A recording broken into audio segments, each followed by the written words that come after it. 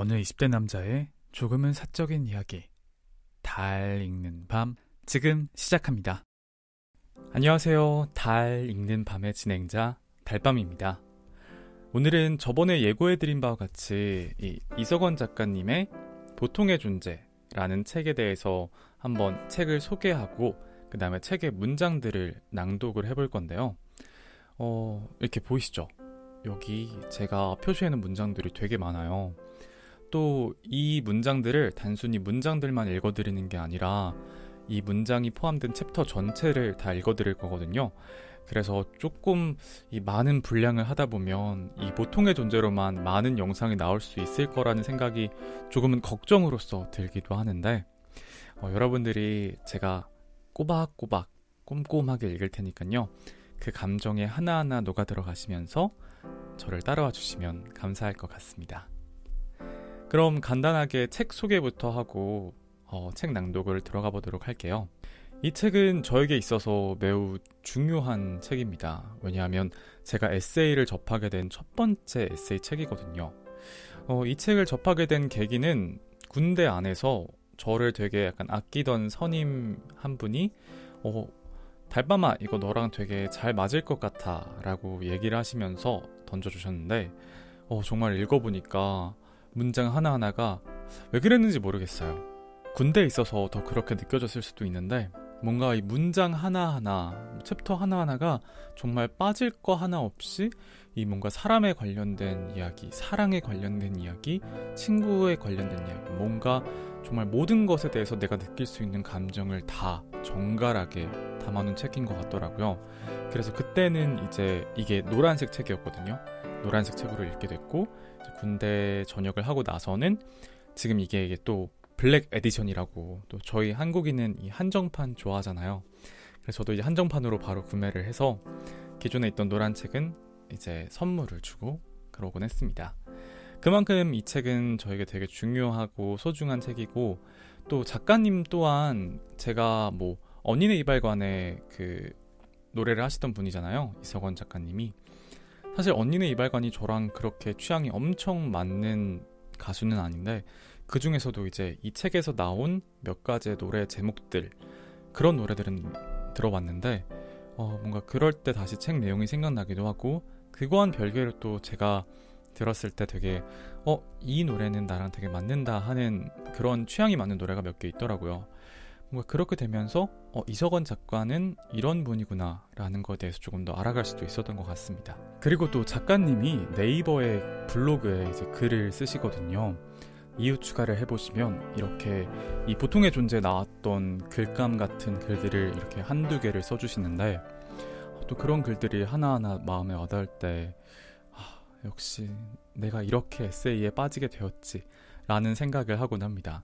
그만큼 저는 정말 누가 주변에서 에세이를 추천해달라고 하면 입문서를 이 책으로 하세요 라는 걸 되게 많이 추천을 해드리고, 그렇기 때문에 사실 이걸 한번 읽고 나면 이 달 출판사에 대해서도 여러분들이 아마 좀 신뢰감을 갖고 이 출판사의 책을 저처럼 덕후몰이 하듯이 찾게 될지도 모릅니다.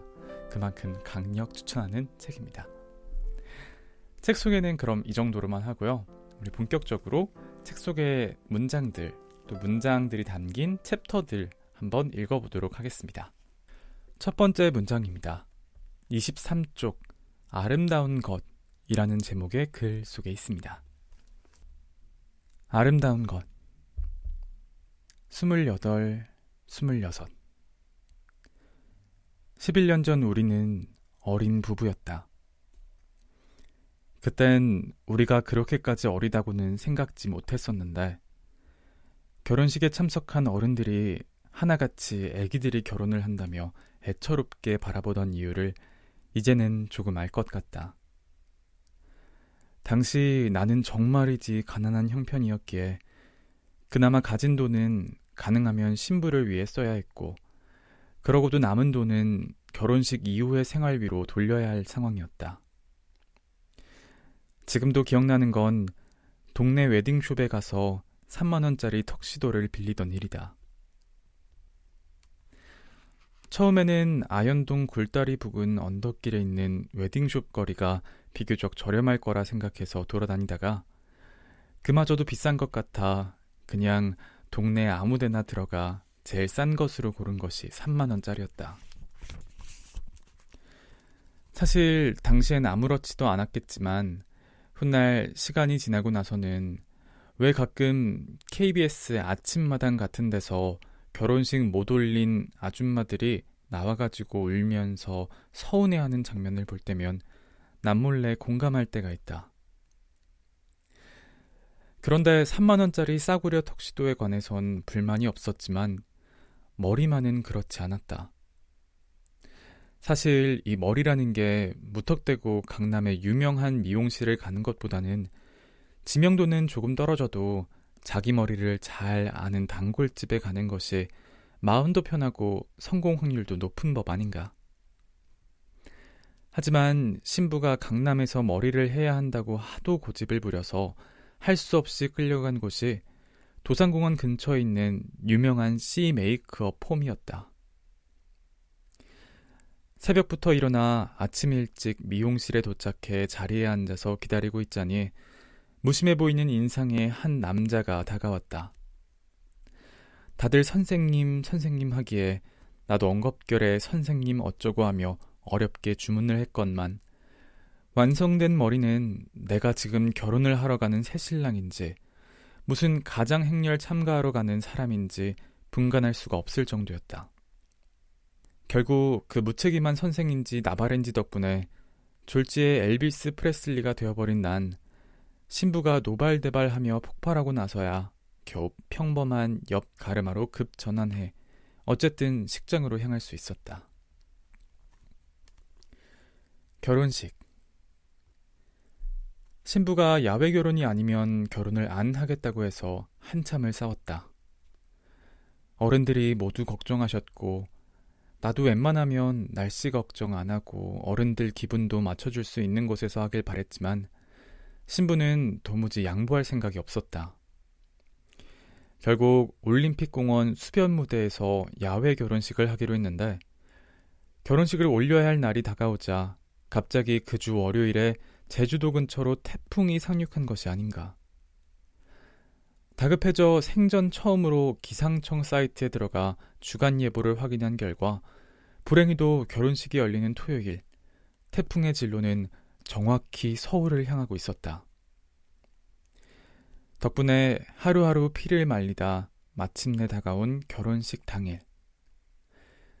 다행히 하늘이 도왔는지 역시 기상청 예보라서 맞지가 않았던 건지 날씨는 너무나 화창했다. 호수가 바라보이는 너른 공간에 산들산들 바람이 불고 햇살이 가득한 축복 속에 28, 26의 어린 신랑과 신부는 함께 입장했고 결혼식은 그렇게 별탈 없이 마칠 수 있었다. 바람이 조금 부는 바람에 주례사 도중 쇠로 된 아치가 넘어져 주례 선생님의 머리를 강타하는 사건이 벌어지긴 했지만 태풍 속의 야외 결혼식을 치르는 것에 비하면 아무것도 아닌 일이었다. 신혼여행지. 신혼여행지를 정할 때 철없는 어린 신부가 외국으로 가자고, 게다가 앞으로 1년에 한 번씩은 반드시 외국 여행을 가야 한다고 꿈에 부풀어 이야기하자 신부와 통화 중이었던 나는 조용히 장모님을 바꾸라고 한 후 이렇게 말씀드렸다. 어머니, 저희 결혼 못하겠습니다. 결국 나의 그 한마디에 신부의 꿈은 물거품이 되어버렸고 철없는 어린 신랑과 신부는 그렇게 티격태격하다가 결국 신혼여행은 강원도와 경주로 가게 됐다. 94년 9월. 나는 친구와 강원도로 여행을 떠났고 우리는 사귀는 사이는 아니었지만 어느새 그 애는 날 배웅하고 있었다. 그렇게 떠났던 여행길에서 처음 본 오징어잡이 배들의 눈부신 광경을 보며 난 가슴이 터질 것처럼 한 사람을 그리워했고 돌아와 그 사람과 연인이 되었다. 그리고 4년 뒤 우린 부부가 되었다.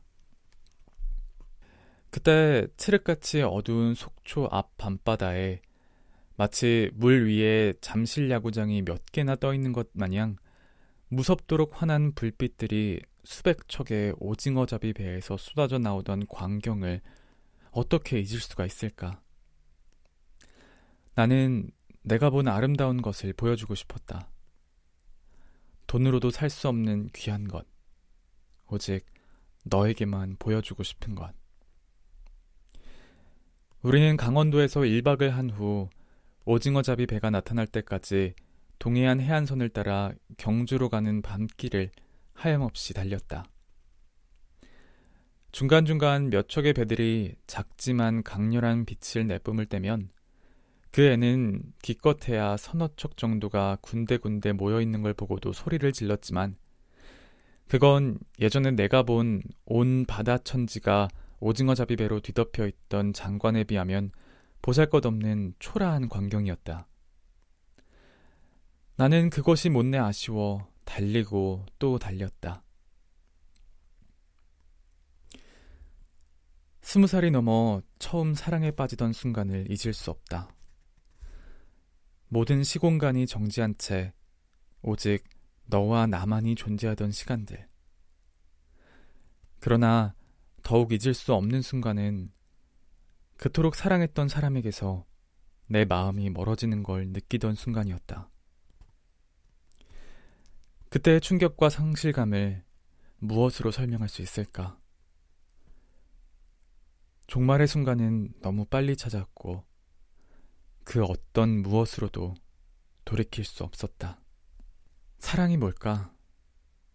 마음은 왜 변할까? 모르겠다. 하지만 지금도 그 애를 생각하면 문정동 어느 작은 공원 문 앞에 걸터 앉은 채 책을 읽으며 나를 기다리던 모습이 떠오른다. 그리고 그것이 내가 사랑한 그녀의 전부였는지도 모른다. 그것이 연민이건 뭐건 상관없다. 설사 그게 사랑이 아니라 해도 사랑보다 중요하지 않다고도 생각하지 않는다. 결국 오징어잡이 배들은 그때만큼 나타나지 않았다. 나는 신부에게 내가 본 그것을 보여주고 싶었던 것을 보여주지 못한 채 경주에 도착했다. 아쉬움 속에 도착한 경주는 조용하고 정갈했다. 수학여행 온 아이들이 아무리 제잘거려도 마치 온 도시가 눈으로 뒤덮여 있는 듯 조용했다. 사랑이 무엇인지, 마음은 왜 변하는지 나는 여전히 모른다. 그렇지만 그때 그 오징어잡이 배들을 보여주지 못한 것이 아직까지도 아쉬운 것을 보면 마음이란 것이 그렇게 쉽사리 소멸하는 것만은 아닌 것 같다는 생각이 든다. 우리는 그로부터 6년 뒤 헤어졌다. 네, 매우 긴 글이었습니다.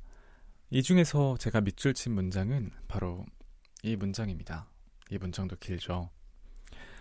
여러분은 혹시 처음 사랑에 빠졌을 때 그 따끈따끈했던 감정이 기억이 나시나요? 저 같은 경우는 첫사랑이라는 감정이 되게 강렬했거든요. 이 글에서처럼 제가 어떤 감정이 그 사람으로부터 멀어진 게 아니라 오히려 그 사람이 저에게로부터 멀어져서 저는 되게 많이 슬프고 힘들고 그랬던 기억이 있는데요. 그래서 그때는 막 내가 너무 힘드니까 그 사람이 이해가 안 되고 그 사람은 하나도 힘들지 않을 거야 라는 생각을 했었습니다. 그런데 이 책을 읽어보면 뭔가 그토록 사랑했던 사람에게서 뭔가 멀어진 당사자도 되게 허무하고 상실감이 크고 그렇다고 얘기를 하잖아요. 이 글을 읽으면서 또 한편으로 그런 생각을 하게 됐어요. 나를 멀리했던 그 사람도 얼마나 큰 상실감과 많은 아픔을 갖고 있었을까. 물론 이게 합리화일 수도 있겠지만 그래도 뭔가 그런 생각을 하고 나니까 내가 혼자 안아야 했던 그 첫사랑의 아픔을 조금은 덜 수도 있었고 또 조금은 합리화도 할 수 있었던 것 같습니다. 혹시 여러분은 여러분만의 첫사랑의 기억 어떻게 갖고 계신가요? 아니면 혹시 이 문장을 통해서 또 다른 경험, 추억이 생각나신 게 있나요? 혹시나 생각나신 것들이 있다면 주소로 보내주시면 저희가 함께 나누고 읽어보도록 하겠습니다. 다음 문장으로 넘어가 보도록 하죠. 41쪽 이어달리기라는 제목의 글 속에 있습니다. 이어달리기. 연애란 이 사람한테 받은 걸 저 사람한테 주는 이어달리기와도 같은 것이어서 전에 사람한테 주지 못한 걸 이번 사람한테 주고 전에 사람한테 당한 걸 죄 없는 이번 사람한테 푸는 이상한 게임이다. 불공정하고 이치에 안 맞긴 하지만 이 특이한 이어달리기의 경향이 대체로 그렇다. 며칠 전 친구를 만났다. 오랫동안 연락이 없다가 갑자기 부른 것이라 어리둥절해하며 나갔더니 술 친구가 필요하단다. 토요일 저녁, 그 많은 친구 중에 하필 그동안 연락이 끊겼던 나와 술을 마시고 싶어한 이유를 처음에 몰랐었다. 굳이 의례적이라고 할 것까진 없었지만 어쨌든 서로의 안부를 물은 다음 그 애는 이야기를 시작했다. 누군가를 좋아하고 있다고 했다. 그런데 갑자기 그 얘기를 하면서 눈물을 왈칵 쏟는다. 많이 좋아하는구나 싶었다. 문제는 그렇게 좋아하면서도 시작할 수가 없다고 했다. 왜? 뭐 때문에? 두렵단다. 자기가 처음 좋아했던 사람이 짝사랑이었기 때문에 너무 아팠는데 또다시 짝사랑이 될 것만 같아 무섭단다. 심지어 휴대폰 번호도 바꾸고 연락을 끊겠다고 했다. 그렇구나. 하지만 왜 이 얘기를 나에게? 그 애는 잠시 후 그 이유를 말해주었다. 자신의 첫사랑이 바로 너였노라고. 내가 나를 받아주지 않아서 자긴 너무나 힘들었노라고. 순간 머릿속이 멍해졌다. 그러니까 그 친구에게 맨 처음 고통의 바통을 안겨준 선행주자가 바로 나였다는 얘기다. 사랑이란 게 또 이렇게 얄궂을 수 있을까? 내가 너 대신 택했던 사람은 나를 정말이지 참혹하리만치 괴롭혔는데 넌 나 때문에 그렇게 힘들었다니. 결국 나의 그 사람은 날 힘들게 했고 나는 이 애를 힘들게 했으며 이 애는 그 덕분에 지금 좋아하는 사람과 시작도 못하고 있으니 이것이야말로 이어달리기가 아니고 뭔가. 이어달리기의 증거는 그 밖에도 많았다. 그 애는 나와 이루어지지 않은 다음 사귀게 된 사람에게 이유 없이 못되게 굴어 죄 없이 착한 사람에게 분풀이를 했다 한다. 나 또한 나를 괴롭히던 그 사람과 헤어진 후 다음 사람을 사귀면서 그런 결심을 했었다. 잘 해줘야지. 얘한테는 자신이 평범한 존재라는 생각이 들지 않도록 정말 행복하게 해줘야지. 사랑의 바통이란 정말이지 좀처럼 잃어버리거나 어딘가에 처박아 두고 다니기가 힘든 것인가 보다. 그 애는 눈물 범벅이 되어 밤이 새도록 물었다. 나 시작하면 행복할 수 있을까? 나는 단호하게 대답했다. 아니. 이유도 말했다. 사랑은 절대로 행복하지 않아. 사랑하면 할수록 더욱 그렇지. 그래도 난 내가 그 사람하고 뭔가를 시작했으면 좋겠어. 사랑을 두려워하는 것보다 바보 같은 일은 없으니까. 웃긴다. 나를 찾아온 누군가에겐 어차피 헤어질 것 뭐하러 사귀냐던 내가 남한테는 사랑을 두려워하는 것보다 바보 같은 일은 없다고 말하고 있으니 이 게임은 정말로 모순투성이의 이어달리기인가 보다. 제가 개인적으로 이 책에서 꼽는 베스트 챕터 중에 하나입니다. 이어달리기. 어쩜 이렇게 비유도 좋을까요? 이 문장 속에서 제가 밑줄 친 문장은 바로 이 문장입니다. 이 문장은 어떤 저만의 경험이 있어서 라고 밑줄 쳤다기보다는 그냥 어쨌든 사랑이라는 순간이 왔을 때, 사랑의 시작이라는 순간이 왔을 때 그런 순간을 맞이하는 사람들에게 꼭 한번 해주고 싶은, 제가 작가의 말을 빌려 전달해주고 싶은 조언과 같은 말이어서 담았던 것 같아요. 한번 다시 읽어볼까요? 사랑은 절대로 행복하지 않아. 사랑하면 할수록 더욱 그렇지. 그래도 난 내가 그 사람하고 뭔가를 시작했으면 좋겠어. 사랑을 두려워하는 것보다 바보 같은 일은 없으니까. 여러분, 어쩌면 사랑을 두려워하는 것보다 바보 같은 일은 없을지도 모릅니다. 지금 사랑의 시작의 순간을 맞이하고 있다면 두려움 없이 뭔가를 시작해보는 건 어떨까요? 다음 문장입니다. 다음 문장은 되게 짧아요. 71쪽 너는 웃으며 말했지 라는 제목의 글 속에 있습니다. 너는 웃으며 말했지. 좋아해. 다정하지 않을 뿐. 되게 짧죠? 정말 이렇게 보이시려나? 안 보이네요.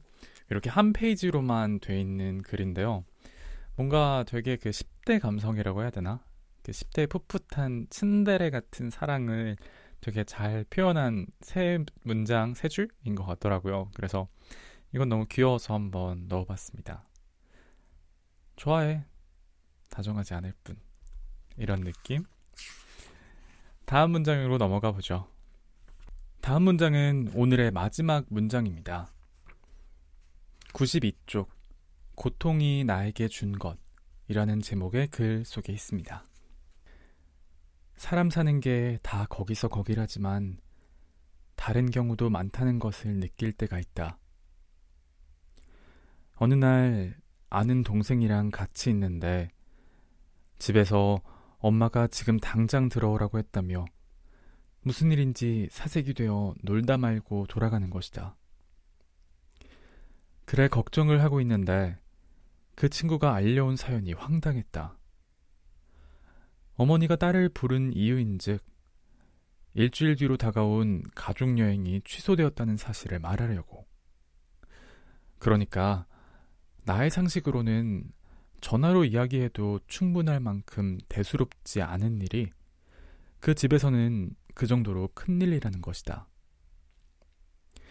우리 집에서 이 정도 일에 전화까지 해서 사람을 불러들인다는 건 상상도 할 수 없는 일이다. 또 이런 일도 있었다. 후배 셋이 모여 각자 자기 살아온 내력에 대해 털어놓는 술자리가 있었다. 흔히 이런 주제의 대화에서는 누가 더 불행한 환경에서 자라났는가, 어떤 큰일을 겪었는가가 마치 가오의 척독처럼 여겨지기 때문에 은근히 경쟁이 벌어지곤 하지 않는가. 첫 번째 친구가 포문을 열었다. 어렸을 때 아버지가 사업에 실패하신 이후로 어머니가 가장이 되셨다.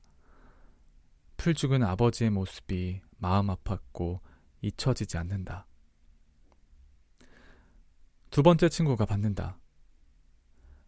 어릴 적 부모님의 이혼 이후 어머니와 거의 만나지 못하고 살아왔다. 두 분 다 재혼하지 않고 다시 합치길 바랬지만 뜻대로 되지 않았다.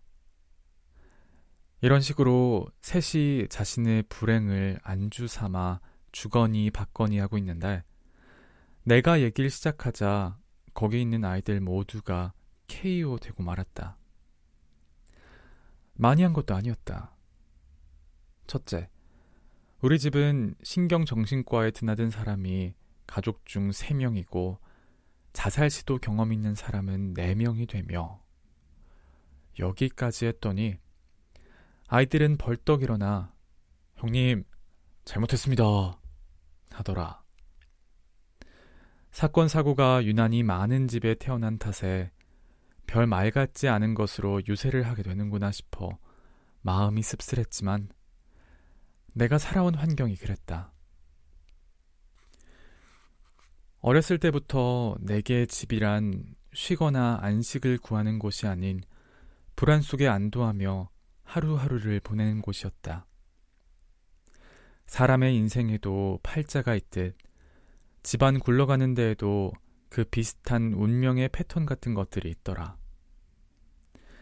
우리 집은 바로 그런 집안 팔자가 드셌고 그것은 내 나이가 40이 되어가는 지금도 다르지 않아 아직도 크고 작은 일들이 끊이지 않고 7순이 넘은 아버지 어머니는 여전히 힘든 세월을 보내고 계신다.